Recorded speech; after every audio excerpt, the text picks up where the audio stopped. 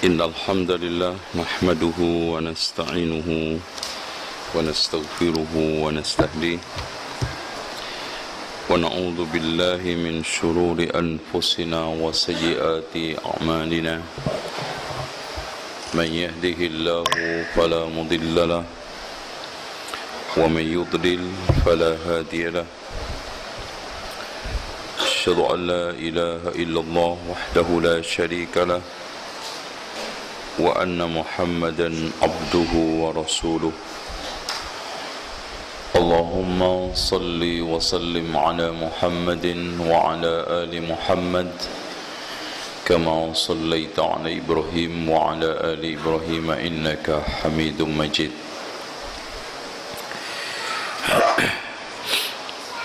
Tema ini kita angkat dari kitab Membongkar Tipu Daya Dukun Sakti Berkedok Wali, Ustadz Sakti Berkedok Wali.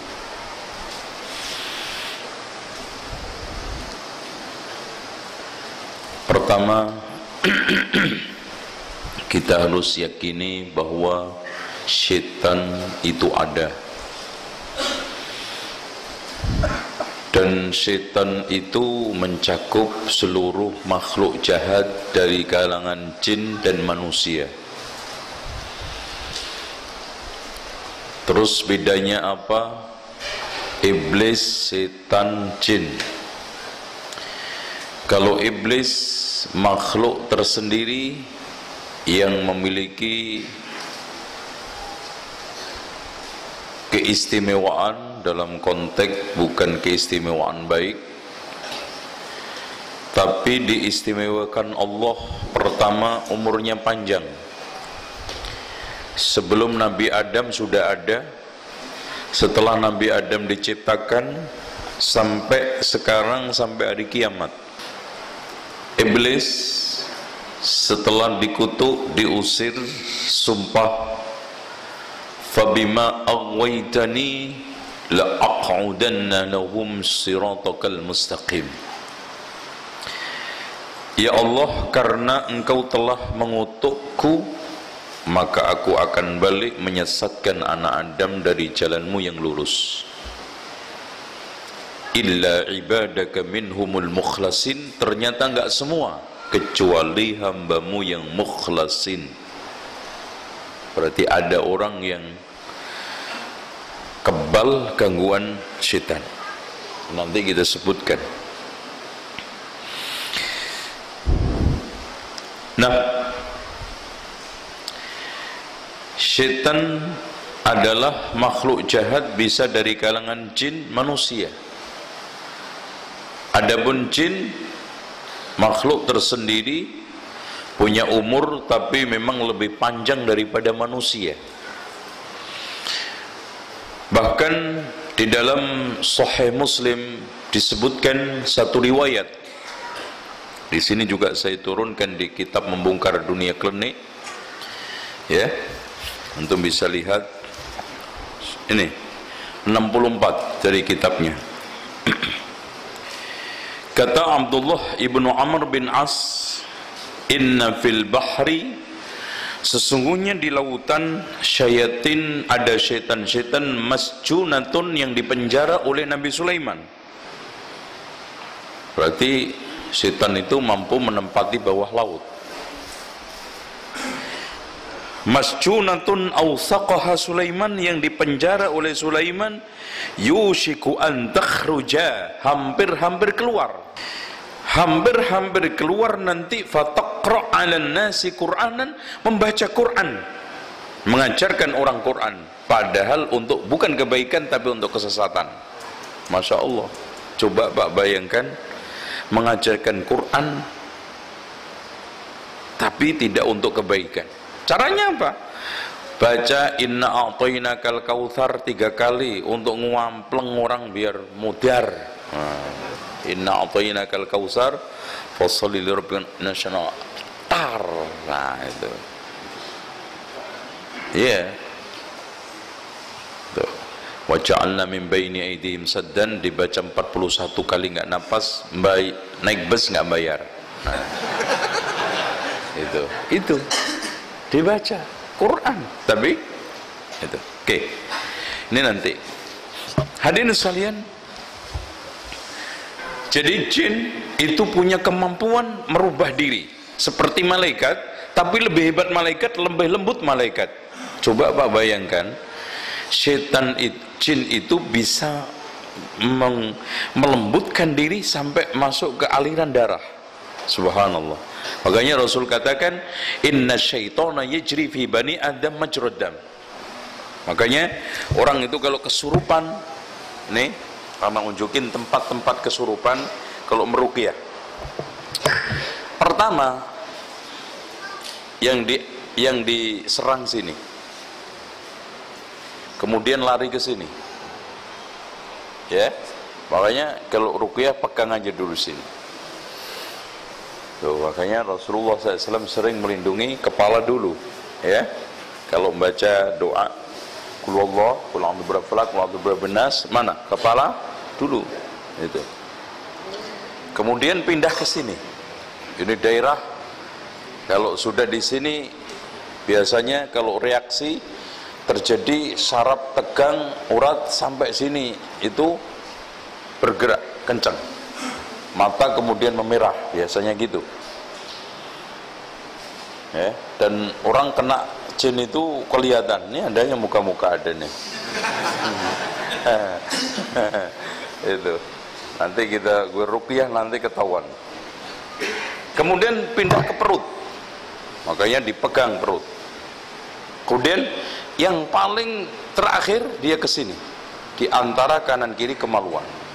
Ini yang paling sulit.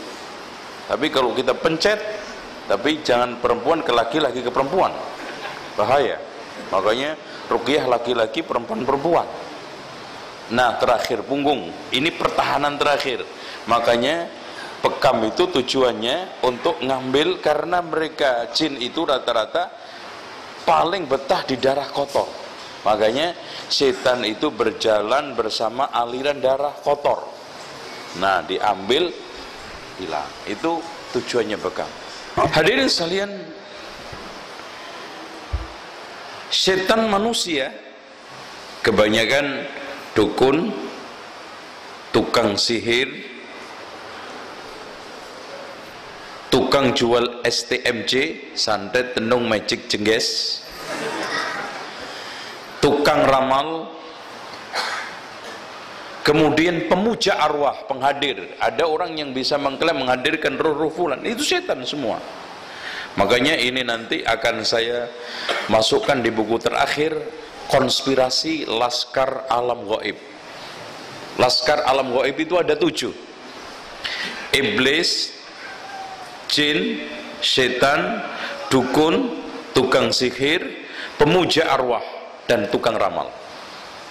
Gangguan tipu daya setan kepada manusia itu sangat banyak sekali.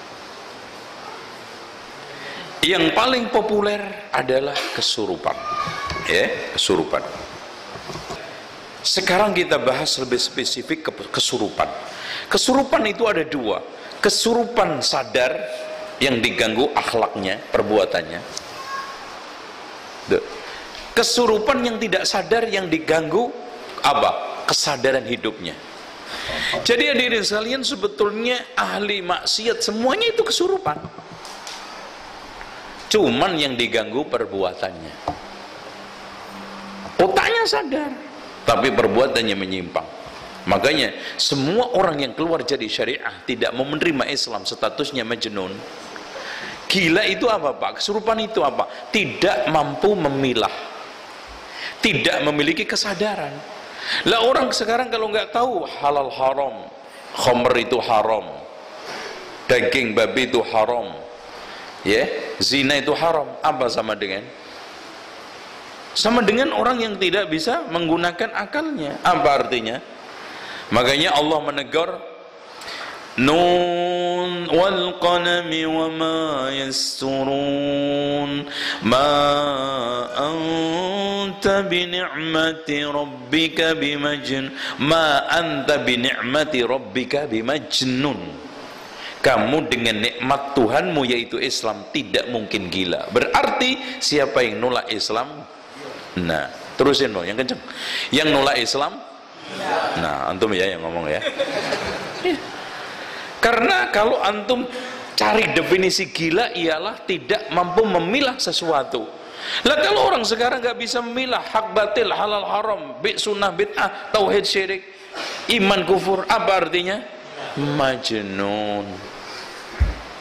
Makanya seluruh dunia itu majnun kecuali muslimun yang mengamalkan Islam dengan baik. Ada muslim juga dalam kondisi nggak sadar, nggak ngerti jilbaban itu wajib, nutup aurat itu wajib, buka haram, nggak ngerti. Oke. Sekarang kita bahas kesurupan yang ganggu kesadaran, yang kembalinya dia tidak bisa mengendalikan diri. Ada kesurupan yang menghilangkan kesadaran, tidak bisa mengendalikan tingkah laku perbuatan. Itu bukan urusan kita itu. Orang yang ahli maksiat. Sekarang nggak bisa mengendalikan diri, akhirnya hilang kesadaran. Hadirin sekalian, orang bisa kesurupan karena 6 faktor. Yang pertama, karena sebagai ujian dari Allah. Wa nabluukum bisyarri wal khairi fitnah wa ilaina turja'un. Aku uji dengan suatu keburukan, termasuk sakit, kena sihir, kesurupan, dan kebaikan, fitnah semua. Yang kedua, sebagai bentuk hukuman dari Allah. Itu ya, kadang dia kena hukuman, orang kena sihir dihukum oleh Allah, kena jin dihukum oleh Allah karena melakukan penyimpangan. Yang kemudian ketiga, ketiga, asmara, hawa nafsu dan syahwat. Makanya Pak, orang yang lagi jatuh cinta rata-rata kena jin. Begitu juga yang dikuasai nafsu dan syahwat. Cuman mereka nggak sadar. Makanya sampai ada jin yang jatuh hati sama manusia, akhirnya diganggu. Makanya ketika diruqyah suruh keluar, nggak mau. Kenapa kamu ganggu? Saya senang dia. Selesai. Kemudian kebencian dan balas dendam. Artinya jin itu balas dendam, benci sama manusia. Entah karena terganggu oleh ya seperti manusia Pak, lapaknya terganggu, parkirannya, benci, dendam. Bisnisnya terganggu, benci, dendam. Keluarganya diganggu, benci, dendam. Sama manusia sama jin itu. Bahkan jin lebih jelek daripada manusia. Kelima, tindakan bodoh jin, alias ini jin-jin yang usil. Ada manusia yang usil nggak? Kadang ban dikempesin, ya kadang-kadang naudzubillah kompak dicuri, itu usil. Jadi jin murni usil, nggak ada. Kalau ditanya kenapa kamu ini, ya nggak ada alasan, usil, sehingga dia kena. Sekarang hadirin sekalian, beberapa bentuk potret gangguan, biasanya provokasi jin dan hasutan di tengah-tengah manusia. Jadi tengkar itu juga bagian daripada bentuk gangguan jin. Pengingkaran iblis hari kiamat. Nah, orang yang, makanya Pak, Masya Allah, jin itu, orang itu diganggu, reaksinya tergantung jinnya. Kalau jin Buddha, yang menjelma apa? Agama Buddha. Jin Hindu, bahkan yang nggak senang Quran, membenci Quran. Kalau jinnya sekarang nggak senang zakat, ya benci zakat. Kalau jinnya sekarang nggak senang poligami, ya nggak suka poligami. Tuh, makanya yang nggak suka poligami itu kesurupan, perlu diruqyah. Ada orangnya ya Pak ya, Masya Allah, lupa saya. Subhanallah ya. Makanya yang dinasehatkan kata Rasulullah, iblis nongkrongin manusia di pintu hijrah. Jangan hijrah, nanti harta kekayaan kamu semua hilang, kamu tinggalkan, rugi. Nongkrongin jihad, jangan jihad, nanti anak istri kamu janda, anak kamu yatim, gimana? Nongkrongi sedekah, kamu kalau nanti sedekah miskin melarat, lo hati-hati. Jadi hadirin sekalian, jin itu sesuai dengan profesinya. Itu. Makanya reaksinya pun masing-masing. Makanya ada orang yang pelit, berarti kena jin pelit. setan pelit. Ada orang yang sekarang suka ganggu usil, ya, jin usil. Itu yang ganggu dia itu jin usil. Ada yang kadang-kadang disuruh ngaji susah. Nah, ini jin-jin yang suka malas ngaji ini juga. Itu susah itu. Ada yang jin cerewet, ya udah cerewet. Itu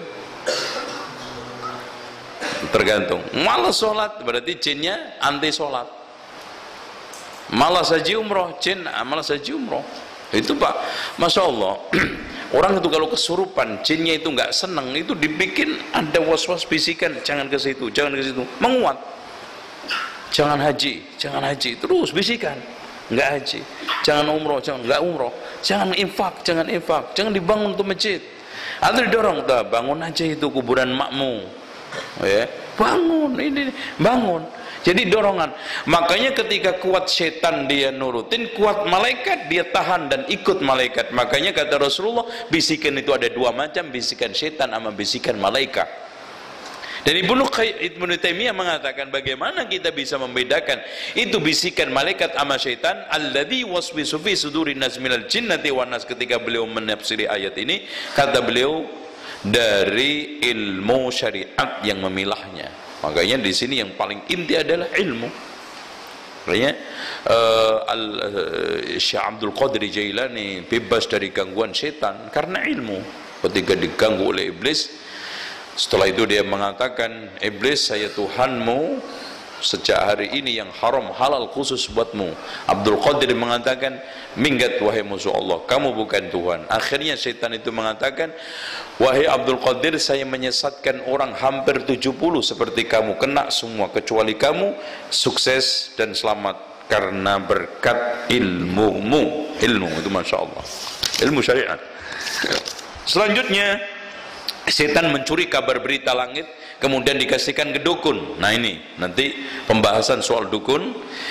Jadi di setan-setan itu nyuri kabar langit. Makanya kata Allah menirukan komentar ucapan jin, wa anna kunna naq'udu minha maq'ida lis-sam' faman yastami'il ana yajid lahu shihaban rasada wa anna kunna naq'udu minha maq'ida lis-sam'. Kami dulu itu saling tumpang menumpang sampai langit. Jadi jin itu disebutkan di dalam riwayat, Sufyan Al-Thawri memberikan perumpamaan seperti ini, sampai dia bisa mencuri kabar langit, dikasihkan ke dukun benar satu, dioplos dengan 100 kedustaan. Itu makanya dukun itu banyak bohongnya daripada benernya. Maka Allah berfirman surat Asy-Syu'ara ayat 221, hal unabbiukum ala man tanazzalu syayatin, mau enggak aku ceritakan kepada siapa setan-setan itu memberikan wahyu wangsit, tanazzalu ala kulli afakin, pendusta, azimin, banyak berbuat dosa. Makanya kalau enggak bohong itu enggak dukun. Dan kalau sekarang dukun nggak mungkin nggak bohong, dan kalau nggak bohong bukan dukun. Dan dosa, semakin nikah dia berbuat dosa, maka semakin datang tuh gede bantuan jin. Makanya ada yang nyantet pakai mushaf 2 dijadikan sandal, dipakai sambil buang hajat baca mantra. Itu ada lagi didudukin. Bahkan ada yang mushaf Al-Quran diambil, digunting-gunting, celup darah haid, kemudian dimasukkan ke katok dalam bekas, kemudian ditirakatin, dipuasain, ada meditasi, udah dapat bantuan. Makanya nggak mungkin gratis, sehingga Allah katakan wa annahu kana rijalun minal insi ya'udzuuna birijalin minal jinni fazadum raqa. Ada sebagian kelompok manusia minta bantuan kepada sekelompok laki-laki jin, tidak menambah kecuali dosa buat manusia, melampaui batas buat jin. Karena semakin nikah dosa semakin tinggi gede bantuannya. Maka pernah ada orang yang dikatakan karomah wali, ternyata apa? Dibantu oleh jin. Dan setiap dia itu diberikan karomah kesaktian, jin selalu minta sodomi. Itu sodomi. Itu. Nauzubillah. Bisikan setan dalam keimanan manusia ini yang paling berat. Gangguan setan yang paling berat juga mengatakan bisikan yang menciptakan langit Allah, bumi Allah. Terus yang menciptakan Allah siapa? Nauzubillah. Kata Rasulullah, kalau sudah sampai seperti itu, kata Rasulullah SAW, falyasta'id billah wal yantahi. Hendaknya memohon berlindung kepada Allah dan dihentikan, jangan dilanjutin. Ya, lewatnya setan di hadapan orang yang sholat ini juga setan. Ya, termasuk jenis gangguan setan adalah apa? Kita sedang sholat dilewatin. Itu makanya Rasulullah SAW sampai memberikan suatu arahan, fal yuqatilhu, tidak diperang. Karena kata Rasulullah, fa innahu syaitonun, itu setan. Bahkan kata Rasulullah SAW, la an yaqifa ahadukum arba'ina khairun min an yamurra baina yadayil musalli.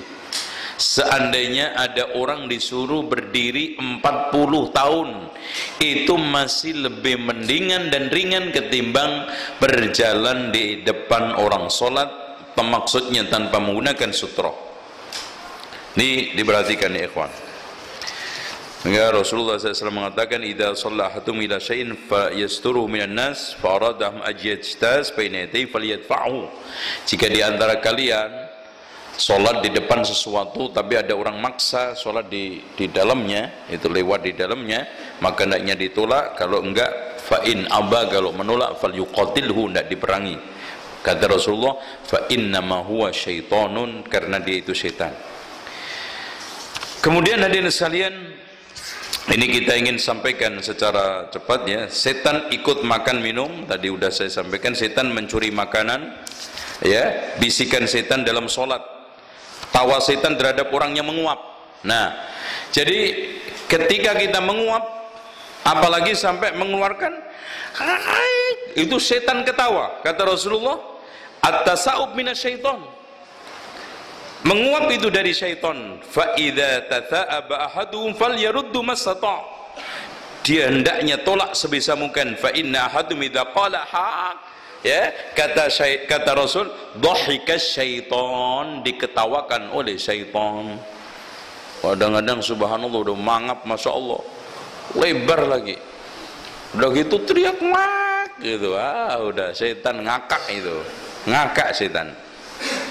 Makanya ditahan, kalau nggak kena pakai tangan. Terus kemudian ada sekalian, setan itu kata Rasulullah ketika dengar adzan lari, hatta yusma lahu durat, sampai keluar kentut, lari, la yasma'u ta'dzin, sampai nggak dengar adzan. Fa idza qudiya nida, kalau sudah selesai adzan, akbal, datang lagi. Masya Allah Pak, coba gigihnya setan tuh Pak. Padahal dia terganggu, lari balik untuk suatu target. Itu. Coba kadang-kadang ngaji itu kalah kita, kalah masih. Itu sekali aja kapok, terganggu aja kapok. Ini setan, masya Allah.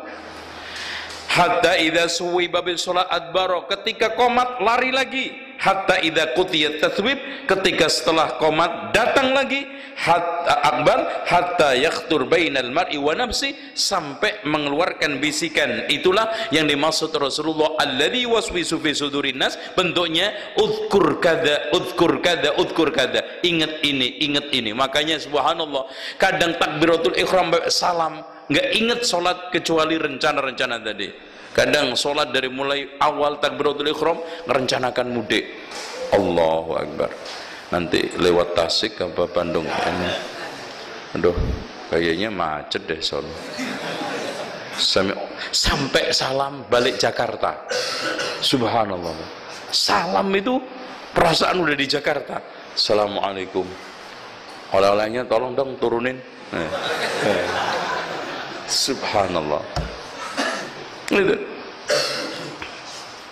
Hingga kata Rasulullah, hatta yadallar rajul la yadri kam shalla, sampai orang itu nggak ngerti dapat berapa rakaat itu sholatnya. Itu paksa setan. Setan kencing di telinga orang yang tidur nggak sholat. Ikatan setan pada kepala orang yang tidur. Jadi selalu orang yang tidur itu dikasih tiga ikatan oleh setan, dan semua ikatan itu bunyi, tidurlah terus, malam masih panjang. Maka kata Rasulullah, wa idza qama dzakarallaha in halat uqdatun, ketika bangun dzikir lepas satu ikatan, wa idza tawaddaa lepas satu ikatan. Terus kemudian kata Rasulullah, fa idza shalla in halat uqdatun, ketika salat berjamaah subuh lepas satu ikatan, semua hilang. Setan mengalir pada aliran darah manusia. Tadi keberadaan setan bersama setiap orang yang disebut dengan korin. Masing-masing orang ini ada korinnya. Rasul juga, kata Rasulullah, saya juga punya korin. Kata beliau, walakinna rabbi, akan tetapi Tuhanku, a'anani alai, membantu saya hatta aslam, sampai dia tunduk. Di sini para ulama memberikan suatu tafsir, aslama apakah masuk Islam, atau aslama tunduk, tidak bisa mengatur-atur, mengganggu Rasulullah SAW. Ini tafsiran. Gangguan setan terhadap anak yang baru lahir. Bahkan dalam hadis Rasulullah, ma min mauludin yuladu illa wasyaitan yamusu min hina yulad. Tidaklah ada anak yang dilahirkan melainkan ditusuk oleh setan, fayastahillu sarihan min masyi syaitan, sehingga dia itu teriak menangis karena tusukan tersebut. Illa Maryam wa benaha, kecuali Maryam sama putranya. Thumma yaqulu Abu Hurairah, waqra'u in syi'tum wa inni u'iduha bika wa dzurriyyataha minasyaitonir rajim. Ya, berarti tangisan itu karena itu. Jangan seperti orang-orang kampung katanya nangis karena melihat susahnya dunia, ya. Itu. Nanti dia kalau sudah keluar ketawa, gantian. Kalau ketika masuk dunia pelakunya nangis, yang kanan kirinya ketawa senang. Kalau giliran keluar dari dunia, yang keluar senang, kanan kirinya nangis. Itu qila wal qal. Keadaan setan pada makanan, tersebarnya setan pagi sore, setan bermain-main dalam mimpi manusia. Nah ini ikhwan, jadi mimpi itu ada tiga, dari Allah, dari setan, dan bunga tidur. Kalau bunga tidur ini nggak usah dipikirin, nggak usah ditakwilin. Contoh, tidur di dalam mobil di parkiran jam sekian, ya, diparkir jam sekian, ditutup, ngimpi masuk neraka, ya iya, itu nggak usah ditakwil, ya, karena panas, ya. Tapi datang dari Allah, subhanallah, mimpi datang dari Allah. Kita tidur wudu berdoa, subhanallah, ngimpi ketemu Rasulullah dari Allah. Ni'man. Subhanallah, saya ngimpi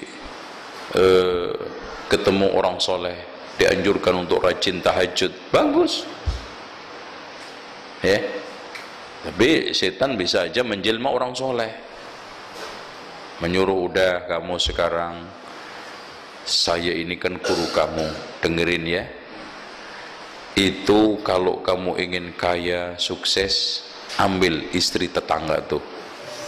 Nah ini jelas setan, karena nggak mungkin kebaikan itu melanggar, menabrak syariah. Makanya kata para ulama, setelah wahyu itu permanen, Nabi wafat, maka mimpi tidak bisa merubah, menambah, mengurangi syariah. Nggak bisa. Mimpi hanya pertimbangan. Maka kata Rasulullah SAW, mimpi itu bagian daripada 46 kenabian. Ar-ru'yah as-salihah juz'un min sittatin wa arba'ina juz'an min nubuwah. Hadirin sekalian, kita harus berobat, terutama dengan doa. Pertama zikir. Jadi obat itu ada dua macam. Coba dilihat di bukunya Memungkar Dunia Klinik, ya, langsung aja, terapi penyembuhan gangguan sihir, benda keramat, dan kesurupan jin. Hadirin sekalian, kita harus yakin, ma anzalallahu da'an illa wa anzala mahu dawa'a. Tidaklah Allah menurunkan penyakit, pasti akan menurunkan bersamanya obat. Dan tolong diperhatikan, innallaha juga di situ. Kalau hadis yang tadi saya letakkan di catatan kaki, Hadis yang kedua, innallaha la yaj'alu shifaakum fima harrama 'alaikum. Allah tidak menjadikan kesembuhanmu di dalam sesuatu yang diharamkan. Berarti semua penyakit pasti ada obatnya kecuali mati dan pikun. Dan Allah tidak akan mungkin menjadikan perkara haram itu untuk menjadi obat. Itu aja. Makanya gini loh Pak, kalau kita berobat, ya Allah, saya berobat, kalau benar caranya sembuh, alhamdulillah. Enggak, seandainya anak ditakdirkan oleh Allah meninggal dunia tetap masuk surga, alhamdulillah.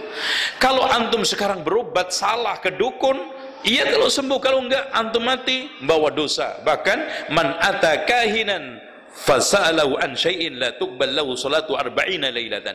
Siapa yang mendatangi dukun menanyakan sesuatu, maka tidak diterima salatnya 40 hari. Subhanallah. Pas mati coba. Itu kalau iseng nanya tok. Tapi kalau membenarkan kata Rasulullah, man ata arrafan aw kahinan fasaddaqahu an syai'in la tuqbal faqad kafara bima unzila ala Muhammad. Siapa yang sekarang ini mendatangi dukun atau paranormal kemudian menanyakan, membenarkan, maka telah kufur terhadap ajaran Nabi Muhammad SAW. Tuh. Makanya udah sabar. Kita berobat, masya Allah, 1000 cara, 1000 jalan menuju Roma tanpa irama untuk mendapatkan obat yang sahih. Ya. Macam-macam pengobatan. Nah, pengobatan resep syariat, 1 ruqyah. Masya Allah. Ya. Dan bacaan ruqyah tidak semua Quran. Makanya di sini di akhir daripada kitab antum lihat. Jadi kalau antum ingin belajar ruqyah, ini ayat-ayatnya yang manjur berdasarkan saran para ulama dan juga petuah dan juga praktek yang dilakukan oleh para ulama, dan saya lakukan sendiri dulu, sempat menekuni beberapa tahun, tapi karena kondisi dakwah maka sekarang saya suruh untuk ruqyah sendiri-sendiri.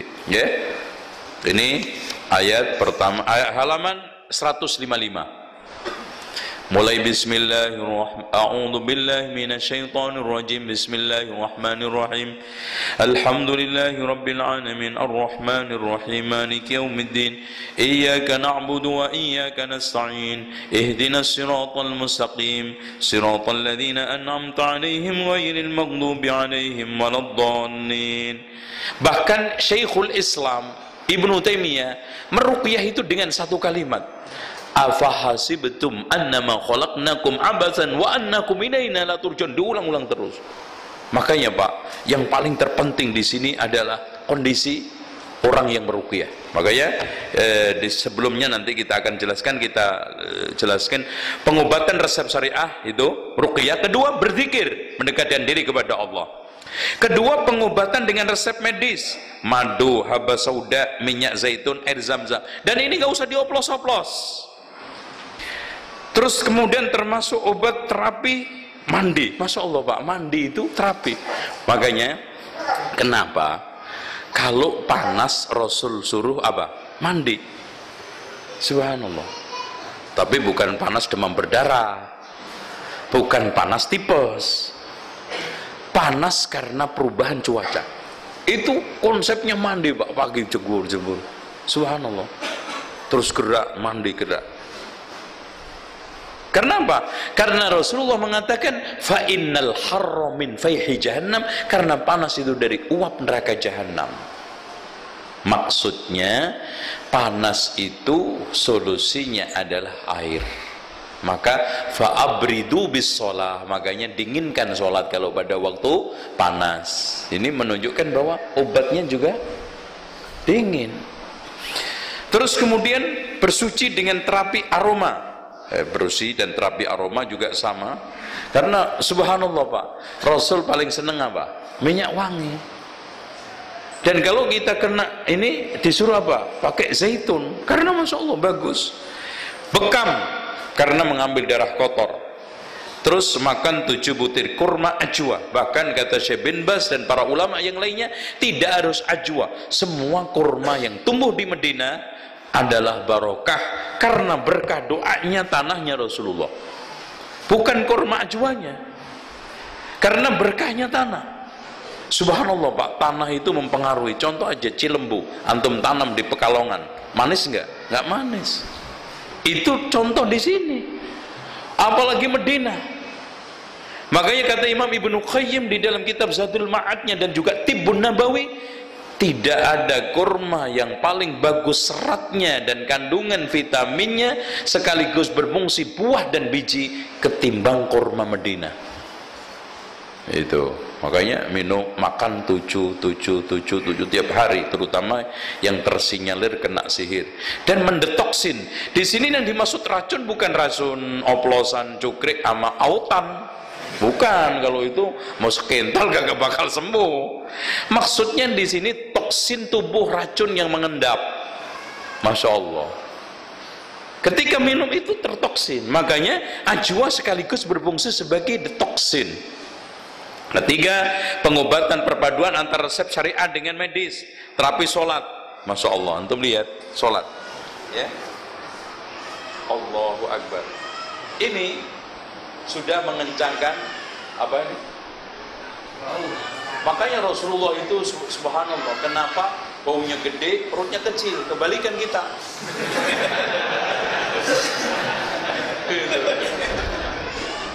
Apalagi Ali bin Abi Thalib, Pak. Ali bin Abi Thalib itu Masya Allah gede ini, terus perutnya itu 2 begini, ya, saking ininya, ya. Kalau antum lihat perutnya kan begini 2. Sampai pernah ditanya, Ali perut ente 2, yang atas apa, yang bawah apa? Ditanya guyonan sama temannya, ya.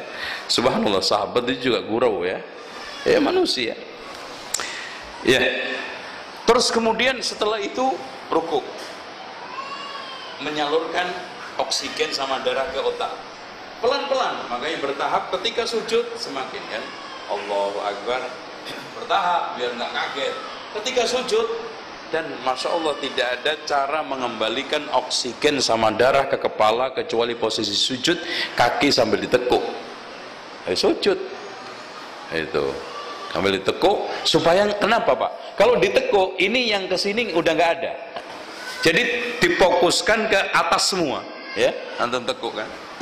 Jadi oksigen darah semua ngalir ke sini karena ketekuk, sehingga yang kesalur ke sini itu ngalir semuanya, sehingga insya Allah stres, panik itu hilang. Makanya Rasul itu orang yang paling sehat. Kenapa? Tahajudnya kenceng. 1 rakaat Al-Baqarah, Ali Imran, An-Nisa, Al-Maidah. Subhanallah. Coba antum praktek Al-Baqarah aja deh. Masya Allah. Dan pikirannya juga sehat karena Rasulullah nggak terlalu materialistis. Makanya sampai berdoa, ya Allah, hidupkan aku dalam keadaan miskin, matikan aku miskin, kumpulkan bersama orang miskin. Tapi ini khusus Rasul, ya, antum jangan ikut. Antum nggak doa aja udah miskin. Gimana doanya? Gitu. Berdoa dan menghadap Allah dengan Pak, kalau kita kena penyakit, tawajuh, ya Allah, terus minta setiap saat, terutama sholat, saat mustajab, tempat mustajab, terus. Jadi kadang-kadang kita itu kalau sakit banyak yang ngeluh, ngadu sana ngadu sini, tawajuh, ngaluh sama Allah kurang. Menjenguk orang sakit dan menghiburnya serta mendoakan, ini juga terapi. Sabar terhadap ketentuan takdir juga terapi. Karena ada orang yang sakit semakin parah karena nggak percaya takdir, protes sama Allah, dan semakin nggak ridho terhadap ketentuan Allah, semakin parah tuh penyakitnya. Bersedekah dan berbuat baik kepada manusia. Tentang masalah hadis dawau maradakum bisadaqah, obatilah orang sakitmu dengan sedekah. Ini memang ada ikhtilaf di antara para ulama, tapi Syekh Albani memasukkan hadis ini ke dalam hadis Sahihul Jami' dan dikatakan hasan, ya. Terus kemudian beriman terhadap gaib, karena pada akhirnya tidak semua itu yang harus yang kita imani yang kasat mata. Ada hal-hal yang sekarang supranatural, tidak bisa dijangkau oleh indera, perasaan, dan juga pikiran manusia, yang ada cuman keimanan. Contoh aja penyakit, Masya Allah, ain, Pak. Penyakit ain itu nggak bisa dilogika. Orang dipandang sakit, Cara penyembuhannya diambil keringatnya lewat apa? Air. Makanya suruh cuci tangan ini, air ini dimasukkan ke situ, terus kemudian disiramkan. Itu. Makanya pengobatan itu ada dua, ada yang ilmiah, ada yang tidak ilmiah. Yang ilmiah nggak perlu dalil. Ya, contoh kita batuk suruh minum obat batuk, Pak, dalilnya mana? Nggak perlu. Karena ilmiah. Yang tidak ilmiah butuh dalil. Makanya kalau ilmiah tidak, sementara dalil tidak, maka adanya dukun. Itu aja kuncinya. Kayaknya sayang orang kita itu kadang-kadang pinter-pinter pada kejar dukun. Bahkan ketika saya meliput proses nyekar di daerah Jawa Tengah, itu ada kuburan Kiai Mbala. Itu yang datang itu S1 banyak sekali, bahkan jurusan MIPA. Coba bayangkan, yang ke Ponari itu ada yang S2 Pak, S2. Karena orang itu kalau udah datang ke dukun, tempat keramat, tempat klinik, uteknya ditinggal di rumah. Pak, nitip utek. Lo mau kemana? Ke dukun biar lancar. Nah, itu tinggal di rumah. Beriman kepada takdir Allah. Nah, hadirin sekalian, Al-Quran penawar segala sesuatu penyakit. Makanya ditegaskan oleh Imam Ibnu Qayyim, siapa yang nggak sembuh dengan Al-Quran, lebih nggak sembuh lagi dengan selain Al-Quran. Karena apa? Allah katakan, wa nunazzilu minal Qur'ani ma huwa shifaa'un wa rahmatun lil mu'minin. Aku telah turunkan obat Al-Quran ini penyembuh dan rahmat. Pak, obat beda dengan penyembuh. Kalau obat belum tentu sembuh, tapi kalau shifaa'un, penyembuh pasti. Makanya kalau seandainya ada orang yang tidak sembuh dengan Al-Quran, saya sering umpamakan, Al-Quran itu seperti pisau tajam. Kita buat ngiris, imma yang diirisnya nggak kena, atau lengannya setruk. Itu. Ya. Bagaimana sekarang Quran itu bermanfaat? Kalau yang membaca Al-Quran hatinya setruk, hatinya berpenyakit, fi qulubihim maradun fazadahumullahu marada. Sulit. Ya, ini tentang masalah halan. Nah, kita lanjutkan tadi sarana-sarana ya cepat menempuh cara adil dan menolak permusuhan dengan jin. Makanya jin itu jangan ditantang, Pak. Ayo jin, berani rumah gue. Kena antum, jangan ditantang. Jin itu biarin aja, jangan ditantang, jangan juga dicuekin, nggak ada penangkal. Ada orang nantang-nantang jin, akhirnya apa? Betul. Ya, bilangin aja jin, kamu dikasih Allah alam. Udah, tinggal di alam kamu. Kita juga punya alam.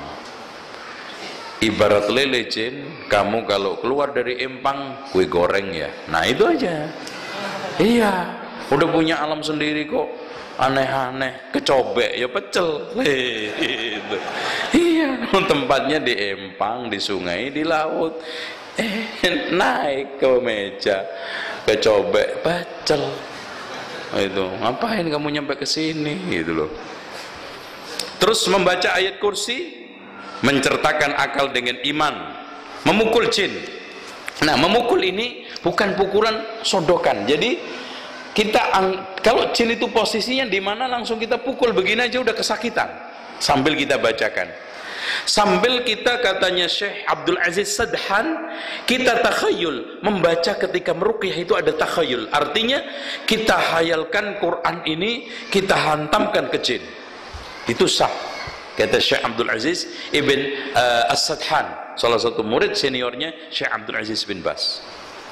Ya. Contoh aja kita baca.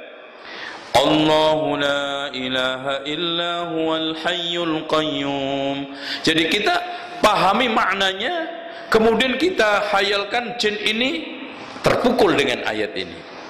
Allahu la ilaha illa huwal hayyul qayyum la ta'khudhuhu sinatun wa la nawm lahu ma fis samawati wa ma fil ard, dan seterusnya, ya.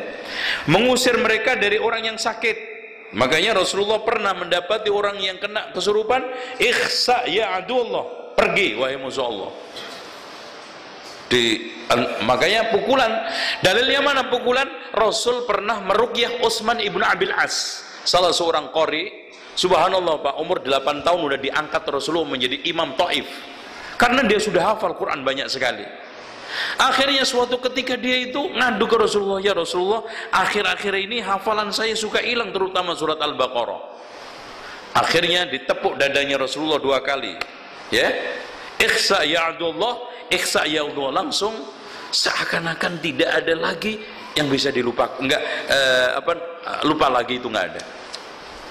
Makanya lupa itu termasuk gangguan setan juga, terutama lupa Al-Quran. Ini, nah hadirin sekalian, pernah juga ada seorang yang diruqyah Rasulullah dipukul, keluar hewan seperti tikus dari mulutnya. Dan itu juga pernah dialami orang yang menghina sunnah. Ini saya juga turunkan di kitab saya, Membedah Akar Fitnah Wahabi. Pernah ada orang tukang lawak, tukang ngeledek, tukang guyon, sehingga ketika itu guyonan, siwak ini nggak pernah saya pakai kecuali untuk bersihin dubur saya, dimasukin bener. Sejak itu beberapa hari langsung perutnya mules terus, sakit beberapa bulan, akhirnya keluarlah hewan seperti tikus. Dan sempat hidup beberapa saat itu hewan, dan dia sebelum meninggal mengatakan, hewan inilah yang memutus-mutuskan usus saya. Tuh, sanksi kontan di dunia buat orang yang menghujat sunnah. Ini termasuk juga syarat ruqyah. Nih, yang pertama, agar menggunakan kalamullah dengan asma sifatnya. Nah, kita pakai Al-Quran. Contoh aja surat yang kalau jin, kalau kena sihir, wattaba'u ma tatlu syayatinu ala mulki Sulaiman wa ma kafara Sulaiman walakinna syayatina kafaru yu'allimuna an-nasa as-sihr, atau qul huwallahu ahad, atau muawwidzatain, atau ayat kursi. Agar menggunakan kalamullah agar menggunakan bahasa Arab atau bahasa apa saja yang selainnya yang diketahui maknanya. Jangan sampai bacaan itu tidak diketahui maknanya, agar tidak diyakini bahwa ruqyah tersebut memberikan pengaruh tersendiri, bahkan biiznillah. Ini yang harus kita yakinin. Ini tentang hal-hal yang terkait dengan sikap kita ruqyah. Jangan sampai, wah, sembuh ini gara-gara saya, coba kalau nggak ke saya, wah ini setan tuh. Bahkan Pak, subhanallah, hati-hati tukang ruqyah. Setan menipu kita nggak tahu. Sembuh juga ujian, tidak sembuh juga ujian. Antum tahu nggak ceritanya Barseso? Barseso itu ahli ruqyah paling jempol. Ternyata ditipu oleh syaitan. Doanya dikasih oleh syaitan. Yang menjelma setan putih, menampilkan dirinya orang alim dan ibadahnya kuat, sampai Barseso yang ahli ibadah itu merasa minder di depan dia. Akhirnya dia pamit mau pergi mencari orang yang lebih hebat daripada Barseso. Ternyata dia di bawah dia. Setelah dia mau pamit, diajarkan, wahai Barseso, kalau kamu ingin seperti saya, baca ini dzikir. Di samping itu nanti siapa aja yang kena kesurupan setan jin, kamu bacakan, akan keluar.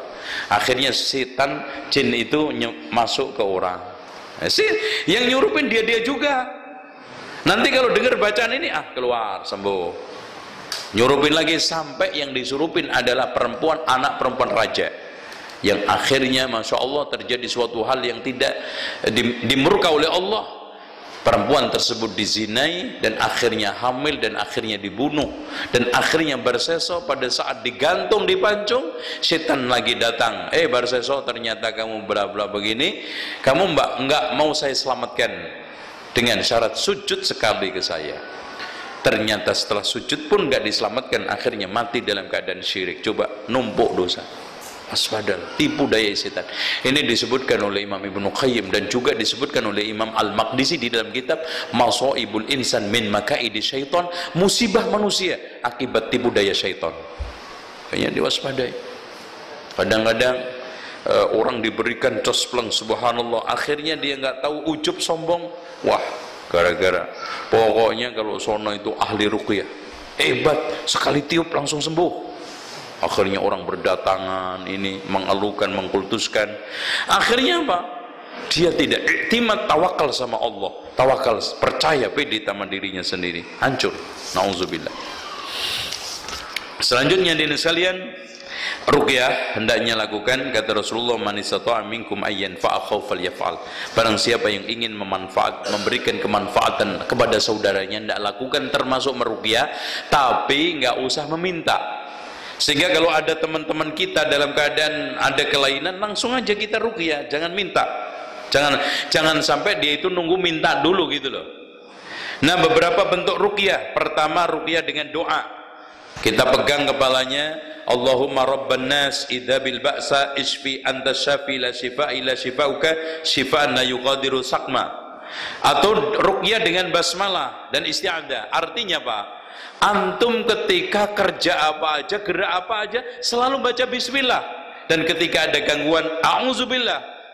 Ya, pada saat ta'awud kita baca, ambil buku bismillah, makan bismillah, minum bismillah, sekarang duduk bismillah, bangun bismillah, insya Allah itu ruqyah sendiri. Karena pernah ada Rasulullah boncengan sama sahabat kepleset, kemudian sahabat tersebut mengatakan, celaka ini setan. Apa yang dikatakan Rasulullah? Jangan kamu mengatakan celaka setan, katakan bismillah. Kalau kamu katakan celaka setan akan membesar segede gunung, tapi kalau katakan bismillah dia akan mengecil sekecil lalat. Makanya bismillah, terutama di tempat-tempat jorok itu ta'awud. Ruqyah dengan doa sambil mengusap dengan tangan kanan, terutama ketika kita sakit sendiri di kepala, ya, bismillah, Qul huwallahu ahad, qul a'udzu birabbil falaq, qul a'udzu birabbin nas. Caranya ditiup dulu. Jadi tiupannya separuh ludah, separuh angin. Jangan angin tok. Itu angin. Atau ludah semua. Ya. Itu namanya ludah, tapi separuh ludah, separuh angin. Caranya setelah itu dibaca Qul huwallahu ahad, Allahu samad, lam yalid wa lam yulad wa lam yakul lahu kufuwan ahad. Qul a'udzu birabbil falaq, qul a'udzu birabbin nas, malik, qul a'udzu birabbil falaq min syarri ma khalaq, min syarri ghasiqin wa min syarri naffathat wa min syarri hasidin hasad. Bismillahirrahmanirrahim. Qul a'udzu birabbin nas, malikin nas, ilahin nas, sampai selesai diginiin. Terus diusap. Atau kalau memang sekarang kondisi kita dalam keadaan sakit, apalagi biasanya kalau habis ruqyah itu diganggu balik. Kita pegang tempat yang sakit sambil bisa baca bismillah, bismillah, bismillah, a'udzubillahi wa qudrati min syarri ma ajidu wa uhadir. Antum ulangi 7 kali. Bismillah, bismillah, bismillah, a'udzubillahi wa qudrati min syarri ma ajidu wa uhadir. Insyaallah hilang. Dan itu masya Allah kita sering praktekkan langsung hilang. Apalagi gangguan yang sifatnya aneh. Tapi kalau asam urat ya itu harus dibantu dengan obat lain, jangan cuman itu tok. Ya, itu. Nah, meniup nafas di kedua tangan sambil membaca muawwidzatain. Sama juga ruqyah dengan Fatihah dengan mengumpulkan air liur dan meludahnya. Dan bahkan kita juga bisa dengan ludah. Ya, ya Allah, bismillah. Ya, biriki ba'dina. Terus kita colekkan ke tanah, biturbati ardina, terus kemudian kita usapkan. Ini juga cara ruqyah yang diajarkan oleh Rasulullah, termasuk ruqyah pakai air hujan, karena air hujan itu barokah, dan yang tidak kalah pentingnya adalah air zam-zam. Ya, membaca Al-Quran dan pada air atau menulisnya pada sesuatu dan diletakkan di air kemudian meminumnya atau memandikannya. Dinyatakan kepada Malik, apakah Al-Quran boleh dituliskan pada orang yang demam? Dikatakan tidak apa-apa dan tidak mengapa meruqyah dengan al-kalam at-thayyib. Abu Dawud berkata, aku mendengar Imam Ahmad ditanya tentang seseorang yang menulis Al-Quran pada suatu kemudian mencuci dan minumnya. Dia berkata, saya berharap semoga tidak apa-apa. Dia juga berkata, aku mendengar Imam Ahmad ditanya, ia menulisnya pada suatu kemudian membasuh dan mandi dengannya, dan berkata, aku belum mendengar sesuatu tentang itu. Ya, Soleh berkata, aku pernah sakit lalu bapakku bapakku Imam Ahmad maksudnya, karena anaknya Imam Ahmad itu yang satunya Soleh, yang satunya Abdullah, tetapi yang paling mirip dengan Imam Ahmad adalah Abdullah, sehingga dijulukin juga Abu Abdullah, ya. Aku pernah sakit, lalu bapakku mengambil sebuah bejana berisi air dan membacakan ruqyah padanya, lalu berkata, minumlah dan basuh muka keduanya. Persis seperti Nabi Ayub. Nabi Ayub ketika sakit 18 tahun disuruh untuk menghentakkan Allah kakinya, dari bekas hentakan itu keluar air, sebagian suruh minum, sebagian untuk dioleskan. Dari dasar itu dibolehkan, terutama Zam-Zam. Ibnu Qayyim juga pernah praktek mengobati dirinya dengan Zam-Zam, karena pada saat itu dia sakit parah sekali, mencari tabib nggak nemukan, akhirnya dia ambil Zam-Zam, kemudian dia ruqyah membaca surat Al-Fatihah. Dia katakan hampir tidak ada bekas penyakit sedikit pun. Nah, sekarang hal-hal syarat-syarat mu'alij, syarat yang harus dipenuhi orang yang mengobati atau meruqyah, mau jadi tukang ruqyah, tabib atau dokter termasuk. Satu, hendaknya merealisasikan tauhid kepada Allah. Sulit, Pak. Kalau orang sekarang mau ruqyah, akidahnya rusak, keyakinannya rusak. Kalau sembuh, pasti ini orang ditipu oleh syaitan. Ya, makanya dianjurkan orang yang meruqyah ini tauhidnya kuat, akidahnya lurus, termasuk keyakinan tadi bahwa yang menyembuhkan hanya Allah Subhanahu wa taala. Maka tidak boleh terjun ke dalam perkara pengobatan kesurupan orang yang masih melakukan amalan-amalan syirik, kalangan torekot, tasawuf, ahli bid'ah, melakukan berbagai macam kebid'ahan, nadar kepada selain Allah, menyembah kuburan, nggak bakal sembuh itu. Dua, agar orang meruqyah ketika ia meruqyah meyakini bahwa kesembuhan hanya di tangan Allah. Itu yang harus kita miliki. Terus agar tawajuh itu betul-betul konsen kepada Allah ketika ngeruqyah. Ya Allah, saya minta supaya ini disembuhkan. Jadi jangan sekarang tidak ada tawajuh. Kemudian yang keempat, agar orang yang meruqyah adalah ahli sunnah wal jamaah, berpenampilan dengan tampilan sunnah, dari pakaiannya, dari yang lainnya semua dia mengamalkan sunnah. Agar orang yang meruqyah membentengi diri dengan zikir-zikir pagi sore, membaca surah Al-Quran, istighfar, tasbih, syukur-syukur setiap keadaan dan tempat, membaca astagfirullah. Pokoknya usahakan hidupnya makmur dengan zikir dan tidak lepas dengan zikir, kecuali dua tempat: ketika hubungan suami istri dan di WC nggak boleh zikir, tapi kalau di hati boleh, ya. Selanjutnya nomor 6, agar orang yang meruqyah menjauhi dosa, maksiat, bid'ah dan perbuatan-perbuatan mungkar yang lainnya. Yang 7, agar orang yang meruqyah gigih melakukan sholat nafilah, ya, sholat sunnah rawatib, duha, witir. Insya Allah dengan cara seperti itu Allah Subhanahu wa ta'ala akan berikan ke mustajab doanya, mustajab ruqyahnya. Agar orang yang meruqyah menjauhi dusta, curang dan ucapan batil, karena ia merupakan dosa-dosa yang akan memberikan kesempatan setan untuk menguasainya. Karena orang yang curang, menipu, bohong, nggak mungkin dibantu malaikat, yang jelas dibantu oleh syaitan. Sekarang diperhatikan kesalahan-kesalahan yang dilakukan oleh orang yang meruqyah terutama atau mengobatin. Satu, tergesa-gesa mendiagnosa. Wah, kayaknya Pak ini kayaknya kena sihir. Ini sihirnya di telinga itu Pak. Itu. Atau ini sihirnya di perut Pak, berupa centong. Dari mana? Bapak ini kayaknya gara-gara Bapak punya teman itu yang bisnis, itu Bapak disantet. Wah, Pak ini kayaknya kena jin, di dalam tubuh Bapak ini jinnya ada 6 nih.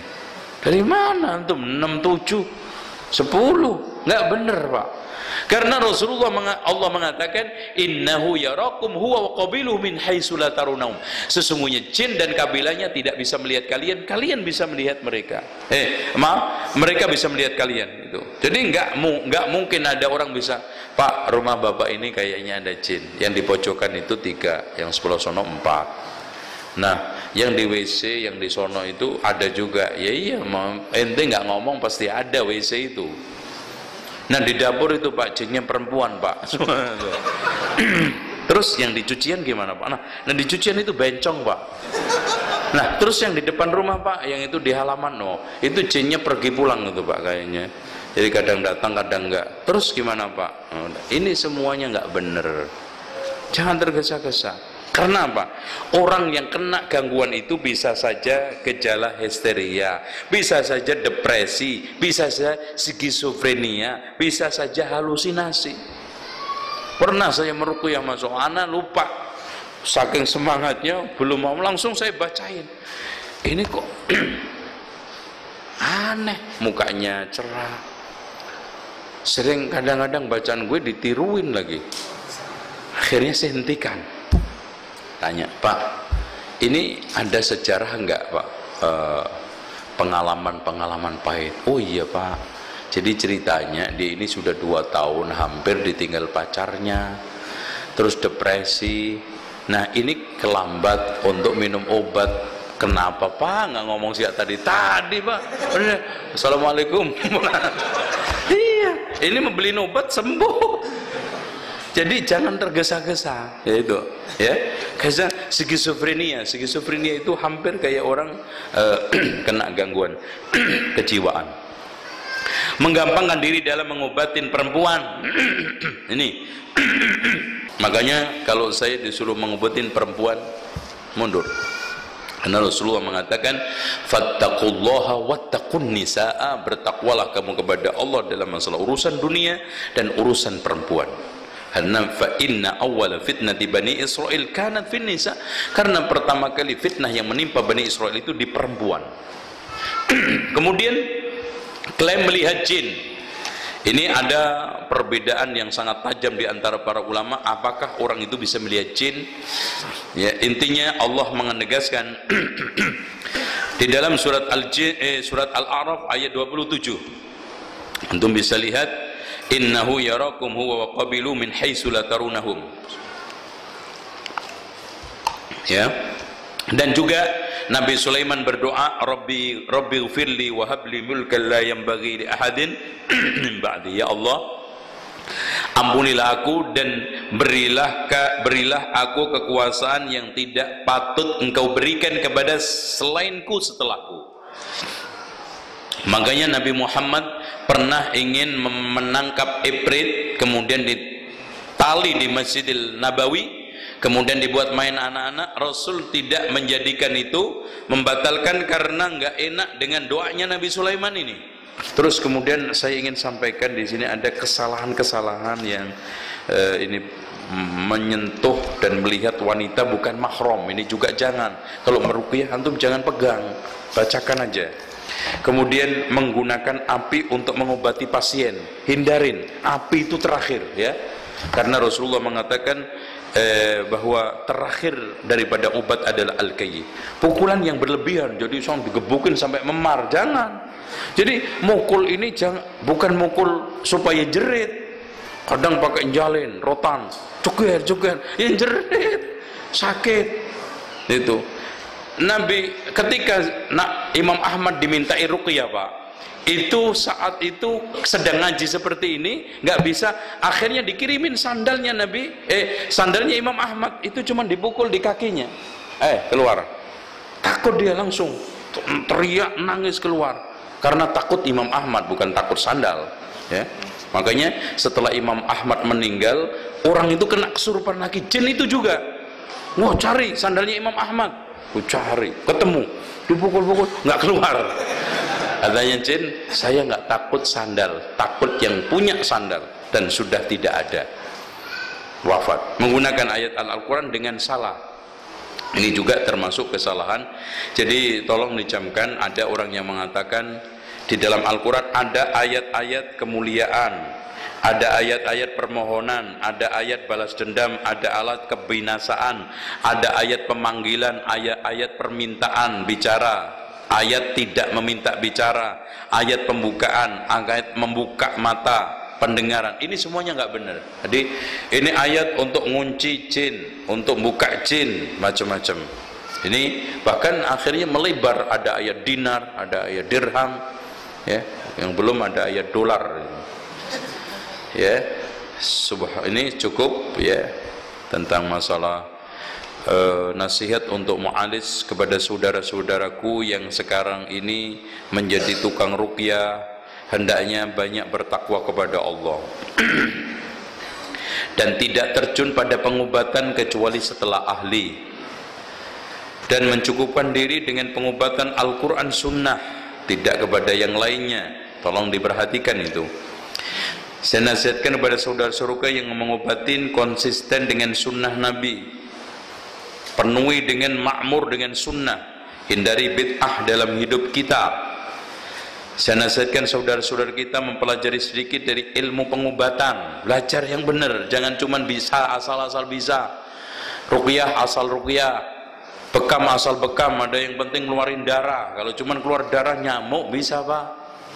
Itu wah mas darah banyak keluar, iya kedalaman nanti nyocoknya. itu. Saya juga nasihatkan kepada saudara-saudara kita para mu'alij agar tidak memukul pasien yang ditimpa kerasukan, kecuali jika perkaranya menuntut itu. Jangan ngeremukul ya, dikit-dikit pukul, dikit-dikit apa ini sampai habis ruqyah itu memar, udah gitu nggak sembuh. Akhirnya giliran sembuh, masya Allah badannya capek semua. Ya iya dikebukin, itu ya nggak benar. Itu. Untuk nasihat untuk orang yang kena penyakit. Ya, tolong di muslim dan muslimah yang sedang diuji Allah dengan kerasukan jin, hendaknya bersabar dan mohon pertolongan kepada Allah. Jangan datang ke dukun. Rajin sholat, rajin berdoa, tinggalkan maksiat, kuatkan tauhid, insya Allah. Dua, yang diuji agar memperbanyak taat, istighfar dan dzikir. Ya, terus kemudian membaca Al-Quran setiap saat, terutama Al-Quran yang bisa mengusir jin sihir, supaya kita mendapatkan obat dari diri kita sendiri. Dan hendaknya tidak datang ke dukun atau ustadz yang memang dukun, bentuk merek apapun jangan datang ke sana ya. Ini nasihat-nasihat orang yang ingin sembuh. Dan hadirin sekalian, perhatikan kepada orang yang mengobati, jaga diri baik-baik. Semua atas dasar izin Allah. Jaga akidah, manhaj ibadah, makmurkan diri dengan sunnah, hindari bid'ah, penyimpangan dan maksiat, karena itu menyenangkan jin setan, membuat lari malaikat dan tidak mendapatkan bantuan dari Allah. Adapun orang yang sekarang ini sakit, satu hendaknya sabar dengan takdir Allah, keduanya minta pertolongan kepada Allah setiap saat dan tidak tergesa-gesa sehingga berobat dengan cara-cara yang salah, apalagi yang diharamkan, apalagi mengandung unsur syirik. Dan yang keempatnya yang tidak kalah pentingnya, kalau seandainya kita berobat salah nggak sembuh, naudzubillah, sembuh juga naudzubillah, bahkan kalau nggak sembuh masuk neraka, mati su'ul khotimah. Dan hindari dukun. Di Indonesia ini banyak merek dukun. Ustadz menurut istilah orang pesantrennya, kiai khos menurut istilah tasawufnya, paranormal menurut istilah medianya, dukun menurut istilah orang kampungnya, orang pinter menurut istilah orang gobloknya. Jadi oleh karena itu kita hindari. Insya Allah wa nunazzilu minal qur'ani ma huwa syifa. Quran ini penyembuh. Kita semuanya ud'uni astajib lakum, berdoalah aku yang mengabulkan. Dan ini nggak ada khusus ustadz atau kiai, ini semua. Dan semakin kita latihan meruqyah diri sendiri, semakin bagus. Kita tahu kita bisa. Dan Pak, kalau diri sendiri bentengnya per menit jin nggak bisa masuk. Tapi kalau ustadz sebulan cuma 2 kali 3 kali, seminggu paling banter 2 kali, sementara jin masuknya setiap hari berkali-kali. Apalagi kadang-kadang dibawa ke ustadz, wah jinnya keluar, ngopi dulu, akhirnya di ruqyah kayak semua, alhamdulillah pak, anak bapak udah beres. Ternyata pulang masuk lagi. Emang tahu jin keluar masuk? Itu masalahnya. Demikian, subhanakallahumma bihamdika asyhadu an la ilaha illa anta astaghfiruka wa atubu ilaik. Wassalamualaikum warahmatullahi wabarakatuh.